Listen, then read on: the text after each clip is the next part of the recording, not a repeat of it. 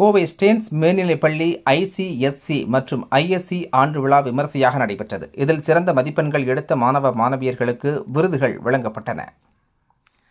Kovai Stanes பள்ளியின் 2026-2027 கல்வியாண்டிற்கான ஆண்டு பரிசு வழங்கும் விழா மற்றும் கலை நிகழ்ச்சிகள் பள்ளி வளாகத்தில் உள்ள ராஜேந்திரன் விளையாட்டு அரங்கில் நடைபெற்றது.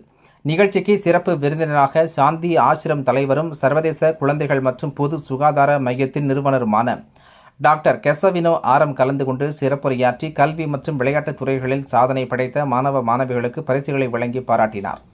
நிகழ்ச்சியின் துவக்கமாக பள்ளியின் துணை முதன்மை மாணவர் ஆரோன் யோகான் ஜோசப் பிரார்த்தனை மற்றும் பைபிள் வாசிப்புடன் நிகழ்ச்சியை தொடங்கி வைத்தார். பள்ளி முதல்வர் ஜெனட் ஜெயபிரகாஷ் அனைவரையும் வரவேற்று பள்ளியின் ஆண்டறிக்கையை வாசித்தார். விழாவில் சாந்தி ஆசிரம் தலைவர் டாக்டர் கெசவினோ ஆரம் மாணவர்கள் மத்தியில் கூறுகையில், மாணவர்கள் கல்வியுடன் சமூக அக்கறையையும் நற்பண்புகளையும் வளர்த்துக் கொள்ள வேண்டும் என்று அறிவுறுத்தினார்.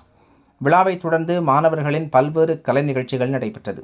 இந்த இசை நிகழ்ச்சிகள் பார்வையாளர்களை கவர்ந்தன.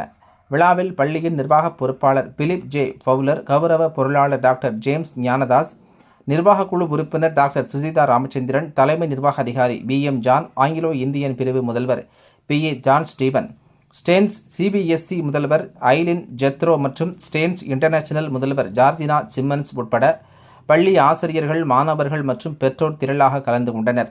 நிகழ்ச்சியின் நிறைவாக பள்ளி தலைமை மாணவர் நோயல் வின்சன் கூடின்கோ மற்றும் தலைமை மாணவி அவந்திகா P நன்றி உரையாற்றினார்.